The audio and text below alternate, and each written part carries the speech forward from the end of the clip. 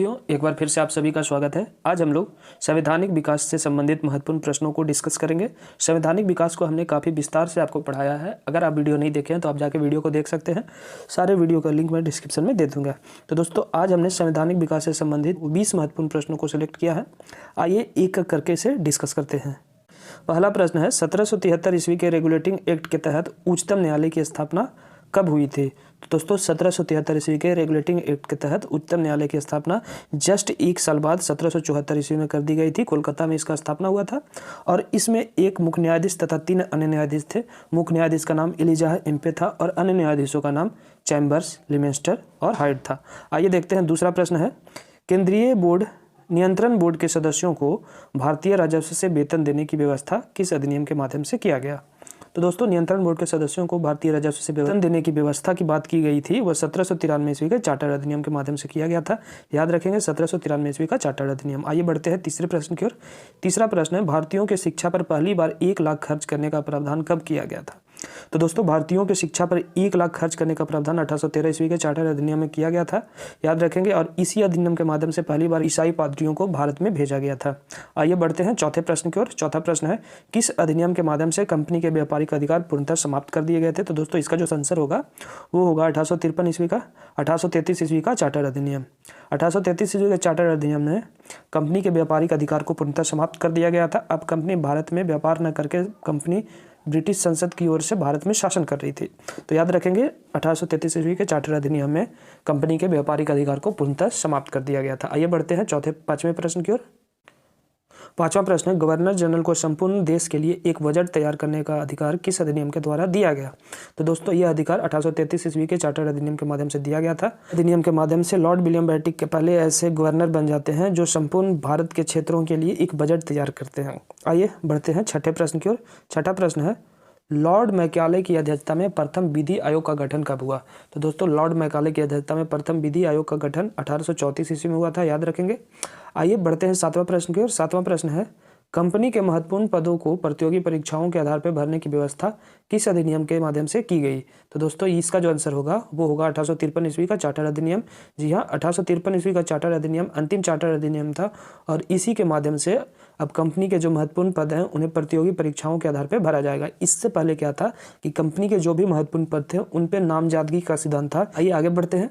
आठवां प्रश्न है, ब्रिटिश संसद द्वारा लाया गया अंतिम चार्टर अधिनियम कौन था? अभी हमने बताया 1853 ईस्वी का चार्टर अधिनियम ब्रिटिश संसद के द्वारा लाया गया अंतिम चार्टर अधिनियम था। यह चार्टर अधिनियम प्रत्येक 20 वर्षों पर आता था, लेकिन 1857 ईस्वी में भारत में प्रथम स्वतंत्रता संग्राम हो जाता है तो यह फिर चार्टर नहीं आता है। अब कंपनी का शासन समाप्त हो जाता है और ब्रिटिश क्राउन भारत में शासन करने लगता है। तो ब्रिटिश क्राउन अपने द्वारा भारत शासन अधिनियम लाता है। तो याद रखेंगे, ब्रिटिश संसद द्वारा लाया गया अंतिम चार्टर अधिनियम कौन था? तो 1853 ईस्वी का चार्टर अधिनियम। आइए बढ़ते हैं 9वें प्रश्न की ओर। 9वां प्रश्न है, 15 सदस्यों की भारत परिषद का सृजन किस अधिनियम के द्वारा किया गया? दोस्तों, 15 सदस्यों की भारत परिषद का सृजन 1835 ईस्वी के अधिनियम के द्वारा किया गया था। याद रखेंगे।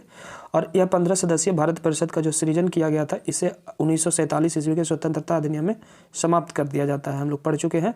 आइए आगे बढ़ते हैं 10वां प्रश्न की ओर। 10वां प्रश्न है, किस अधिनियम के माध्यम से मुगल सम्राट के पद को समाप्त कर दिया गया? तो इसका जो आंसर होगा 1858 ईस्वी का भारत शासन अधिनियम। इसके माध्यम से मुगल सम्राट के पद को समाप्त कर दिया गया था। हम लोग वीडियो में पढ़े हैं, अब जाके वीडियो देख सकते हैं। आइए बढ़ते हैं 11वें प्रश्न की ओर। 11वां प्रश्न है, भारत के अंतिम गवर्नर जनरल कौन है? तो दोस्तों, भारत के अंतिम गवर्नर जनरल लॉर्ड कैनिंग है। याद रखेंगे, लॉर्ड कैनिंग भारत के प्रथम वायसराय भी बन जाते हैं, क्योंकि 1858 के अधिनियम के माध्यम से गवर्नर जनरल के स्थान पर वायसराय का पद स्थापित किया जाता है और इसी के माध्यम से लॉर्ड कैनिंग अंतिम गवर्नर जनरल से प्रथम वायसराय बन जाते हैं। आइए देखते हैं 12वें प्रश्न की ओर। 12वां प्रश्न है, विभागीय प्रणाली की शुरुआत किस अधिनियम के दिन है? तो दोस्तों, विभागीय प्रणाली की शुरुआत 1861 ईस्वी का भारत परिषद अधिनियम का दिन है। याद रखेंगे, 1861 ईस्वी का भारत परिषद अधिनिम। अब आइए आगे बढ़ते हैं 13वें प्रश्न की ओर। 13वां प्रश्न, किस अधिनियम के द्वारा महारानी विक्टोरिया को भारत का साम्राज्ञी घोषित किया गया?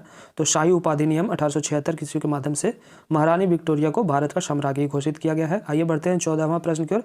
अप्रत्यक्ष निर्वाचन प्रणाली की शुरुआत किस अधिनियम अधिनियम के माध्यम से हुई। तो 1892 ईस्वी का भारत परिषद अधिनियम के माध्यम से भारत में अप्रत्यक्ष निर्वाचन प्रणाली की शुरुआत होती है। इसके साथ साथ बजट पर बहस करने और प्रश्न पूछने का भी अधिकार दिया जाता है। आइए बढ़ते हैं 15वें प्रश्न की ओर। 15वां प्रश्न है 1919 ईस्वी का भारत परिषद अधिनियम को और किस नाम से जाना जाता है? करेंगे यहाँ पे 1919 नहीं होगा, 1909 होगा। 1909 ईस्वी के भारत परिषद अधिनियम को मार्लो मिंटो सुधार कहा जाता है। ठीक है, याद रखेंगे 1909 ईस्वी का भारत परिषद अधिनियम को मार्लो मिंटो सुधार भी कहा जाता है।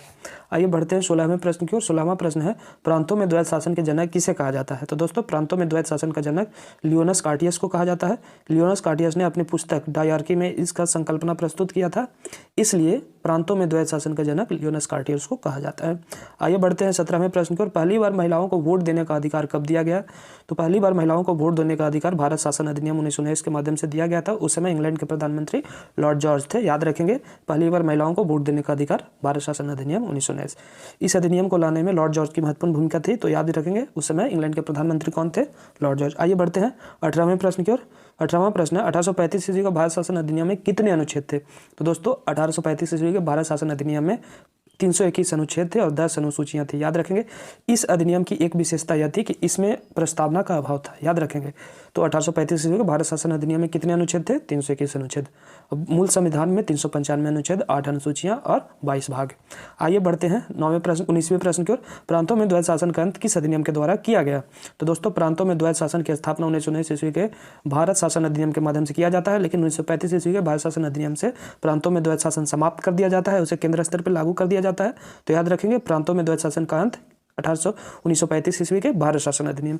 आइए बढ़ते हैं 20वें प्रश्न की ओर। 20वां प्रश्न है 1947 ईस्वी का भारतीय स्वतंत्रता अधिनियम में कितनी धाराएं थे? तो दोस्तों 1947 ईस्वी का भारतीय स्वतंत्रता अधिनियम में 20 धाराएं थी। तो इसी के साथ हमारा 20 प्रश्नों का यह संग्रह समाप्त होता है। उम्मीद करते हैं आपको वीडियो पसंद आएगी।